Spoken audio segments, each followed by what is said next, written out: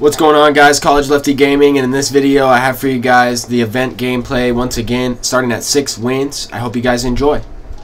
Alright, so here we go. To pick it back up from the last video, we got the Michael Pineda silver reward for the 6th win there, and now we're facing Troy Scribner with Willie Stargell, Edgar Martinez, Luis Gonzalez, Dale Murphy, Jim Edmonds, Jorge Posada, Ryan Schimpf, and the Gold Allen Trammell from the Tigers. I believe the Tigers collection, I want to say. I'm not sure. I haven't really seen that Trammell too much, but I know the Diamond Trammell's from this event, so I wasn't sure if that was actually the Diamond or the Gold. So it kind of threw me off there. Sometimes it has that glitch in the pre-game loading screen. But anyway, Willie Stargell hits the hanging change up to left field. That could have easily been a 1-0 game to start this one off. I went ahead and brought in Necro this late in the run. I don't even care, man. I've been facing him every damn game. I'm going to use him. So it is what it is. I went right to him, and I felt like this opponent was going to hit him anyway. He's got some guys that I mean, you don't normally see. So these are the guys you got to look out for, man. Some of the guys with the budget squads. I mean, they can never underestimate anybody. Once again, and here to lead off the game with Ken Griffey Jr. hit a no-doubter into the second deck. That's a huge way to start this one off. That early 1-0 lead is great, and he brings in Phil Necro as expected because I brought him in. I mean, I figured he was going to bring him in. I kind of wanted him to, honestly. There I rip a base hit up the middle because I feel like the guys that bring in Necro, they can't really hit him too often, but for whatever reason, I have been able to hit him recently, especially this bronze one. But here we got Babe Ruth at the plate, looking for a pitch, and I swung at a terrible pitch. I somehow pulled it. I don't think the PCI was anywhere near that pitch. He must have had terrible feedback on his meter in that situation on that specific pitch. The PCI was way low. It was like just early and good contact. It was strange, but at the same time, I've given up. I know I've given up hits that way, so it's good to get one there every now and then. It is a cheap hit, but that's Immortal Babe Ruth. But anyway, I'm going with the slider here to Jim Edmonds inside. I got him to pop up, jammed him, got in there on his kitchen, and he hits it to Chipper Jones. Kind of just showed a little bit of snippets of this game because we were both using knuckleballers. I know people don't want to see that, but it is part of this event. And I mean, I have knuckleballers on my ranked team, so I use knuckleballers almost every game I play now because I did purchase those guys recently. Spent a lot of stubs on them, but this Phil Necro is like a cheap Phil Necro. I mean, he's not even 100 stubs. He's a bronze card, best bronze pitcher in the game, I would say, and everyone would say that. But here, Joey Gallo, Immortal Joey Gallo, he hits a no-doubter off that Phil Necro knuckleball, sends it into deep right field, and that increases the lead. I'm feeling a lot better. He's got his Gallo up here, and I go with the slider inside, and that should do it for this one. He brings in Gallo off the bench, which surprised me. A lot of people were doing that in this event. I would be starting that Gallo. I thought it was great to nerf my team a little bit, but I could understand it if people don't have, or if they have too many Immortals and they wanted to get as many diamonds in there as they could. But anyway, we got that one 3-0. Didn't give up a hit in that game. Move up to 7 wins here in the 50th win of the event. And I saw a lot of people had played more than 30 games, so I don't feel bad doing this, trying to win diamond cards or trying to win an event streak after I had already got the cumulative reward. Because as you can see, the teams that I've been going up against, they're not as good. I mean, as the ones I played early on in the event. I was able to get that Trammell the second day and sell them for 99,998 stubs. I have no idea how. And I looked at the card and tried to see the graph and everything, and it doesn't even show that I sold them for that high. It shows that same day it was like 70-something thousand, so it's kind of confusing to me. But anyway, starting off another game here with Ken Griffey Jr. home run, which is huge, man, especially against a guy that's a 100-level diamond. He's got a budget team, so I know he grinds, but at the same time, I was confused by his team. He had like Albert Bell in there, a couple guys. I was just confused. Here he misses the ball completely. I don't know if he was just trolling, messing around, or if he was just trying to circle the ball and he just missed it. I was kind of confused. I'm trying to make him pay for that and capitalize. And here I hit a 2-run shot with Mike Piazza. And that's probably just a solo shot. Might not even be a home run if he doesn't make that error out there. So that's kind of huge. And we go up in this one 3-0 early on. I bring in Trevor Hoffman. I felt like there is no need to bring in Phil Necro right away in this one because I already had the 3-0 lead. I figured I'd save him. The only reason that Phil Necro is on that team is because just to combat the knuckleball, and he's a good bronze card. He's best bronze bullpen to use to nerf your bullpen. Here, Jackie Robinson made a crazy play to rob Ian Happ of a base hit there. And now he's up at the plate, Jackie Robinson, and he sends one deep to center field. I wasn't sure if that was going to be gone. I thought it was going to hit off the wall, and it's into the basket out there in center field, so that was pretty impressive from Jackie Robinson. Hadn't got that much power and that high of an exit velocity hit from him yet. But there, Ken Griffey Jr. rips one down the first base line, and his first baseman doesn't make the play. He doesn't really react on it. Kind of misses the ball. Easy grounder there, but I'm going to try to take advantage and score another run in this situation.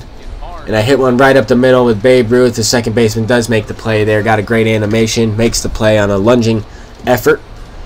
That brings up Mike Piazza in the top of the third inning. I'm looking to expand the lead, and that's exactly what happens. He throws the fastball inside, middle in, and I just turn and burn on it. Rip it to left field, bringing up Stan Musial. Still don't have anyone down in the inning. That was to lead off the top of the third. And he still has his common pitcher in, which I was really confused why he was using his common pitcher. I would think this late in the run, you're going to be going up against most guys that know to take their guy out immediately, or at least if they do have a common pitcher in there, they often know to take him out. So I was a little bit confused. He might have just gave up as soon as I hit that home run with Griffey. I wasn't quite sure. I was trying to figure it out kind of as I was playing here. But here I got a kind of a little bit of lag there on that feedback with that hit, and I thought it was going to be a fly ball to left field. It kind of carried out. I wasn't sure if the wind was blowing out. I didn't really check it during this game, but that puts us up 7-0. He's got one hit, and he's going to pinch hit for his pitcher, and he brings in immortal Ken Griffey Jr. off the bench. I was really shocked by that move. I was really confused. I'm like, wait, what? I kind of took a second to. I was like, huh? Just confused why he wasn't leading off, and he had Ian Happ out there in center field. But anyway, pops up to Griffey there. He goes ahead and pinch hits immortal Chipper Jones, the next batter, for his leadoff hitter. I was like, dude, what are you doing, man? Start these guys. I kind of thought he might be trolling, but I mean, he wasn't. He didn't know he was going to match up with all immortals as well. So I don't know what he was doing. But anyway, he hits a fly ball to center field. Same thing, right to Griffey. And he brings in Cal Ripken Jr. immortal off the bench. I was just so confused. I was like, all right, which one next? Babe Ruth? Like, who are you bringing in, dude? He hits it to same thing, right to Griffey. Ends the game. We win this one 7-0. Moves us up to 8 wins in this one, and we're pushing for 9 wins in this video. Looking to continue on the streak to 12. And we have Carson Fulmer on the mound again. He's got this Holmberg guy who's a lefty. He's got Joey Gallo, Jay Buhner, Willie McCovey, Ripken, Doby, Schmidt, and that Diamond Piazza with that bronze Schimpf. So he definitely has some power. He's got a lot of power meta in his lineup, which is to be expected when you get deep into these runs. You can match up normally against better teams. But I mean, the previous guy brought in immortals off his bench, so I was confused, man. Got Jay Buhner with Alex Claudio with that changeup, got him to roll over and hit it to third base there. Throwing an inside sinker to Willie McCovey, and he doesn't chase it. I kind of showed a few more at-bats in this game. Wanted to extend this game a little bit better. It was a good one. But here I'm facing that McCovey in a 2-0 count. Throw a changeup right over the middle of the plate. Really could have done some damage with that one. I was trying to throw that one on the lower outside corner to get him out in front. Maybe to pull the outside pitch and not get the exit velocity he's looking for. I know a lot of people can pull outside pitches for home runs in this game. But here we go. We got to get some runs in this one. Down, it's bottom of the first inning. Just leading us off here. He's got the Holmberg. I just missed that pitch. I thought I might have sent it out, but I saw the launch angle. It did not look like it was well struck like the other ones previously. But it was to the track, and I just didn't quite get the exit velocity there. Here with Chipper Jones, I smashed that one, squared it up perfectly, just right to him, line out. It is what it is. It happens. It's part of baseball. 115 exit velocity, right to right field. And here with Babe Ruth, I'm swinging again. I was really aggressive versus Common. He left him in. I was really trying to just jump him, take him deep for a home run. Early in the first inning, I mean, I got to be aggressive versus the Common pitcher. He threw the ball in the zone. I felt like I should be swinging. I just missed the pitches. But I didn't miss him by much. So for his next inning, he hits the ball with Cal Ripken Jr. to Jackie Robinson, makes the error, steals, and he goes back because it was put in play, and it was just a weird play, man. I didn't know. I throw cancel a couple times there, throw it to second to get the force out, and I brought in Phil Necro. I mean, figured in this situation, I'm not trying to give up the lead. He does get the 95 speed to third base there. It was Terrence Gore off the bench and hits a 2-run shot with Ryan Schimpf. It's probably the worst possible thing that can happen. When we're just about to get to 9 wins, if we do get this dub, it's the worst thing to go down 2 runs with only like 1 more chance or 2 more chances to score. You know, with only 6 outs remaining. But anyway, we bring in Bruce Sutter to face Gallo. He got 2 more hits after that with 2 outs, and I was finally able to get out of it. 4 hits and 2 runs for the opponent. Brings in Eric Gagne, who I struggle against big time normally. I mean, I can't hit this card, man. He has really good pitches. He's almost like an immortal.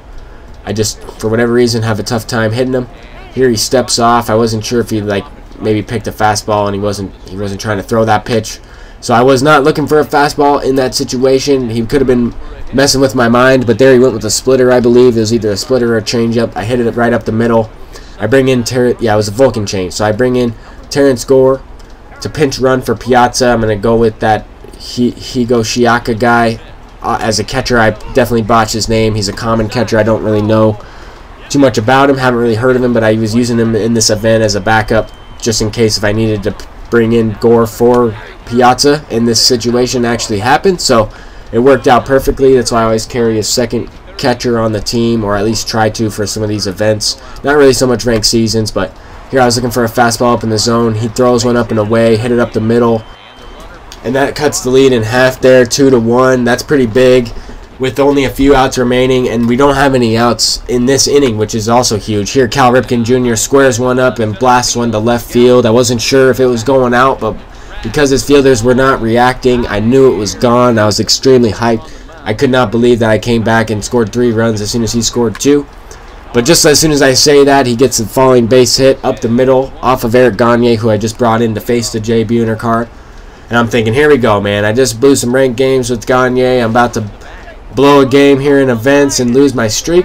And here he throws it away on a pickoff play. I was just like, what the heck, dude? What is going on? But got to turn the page.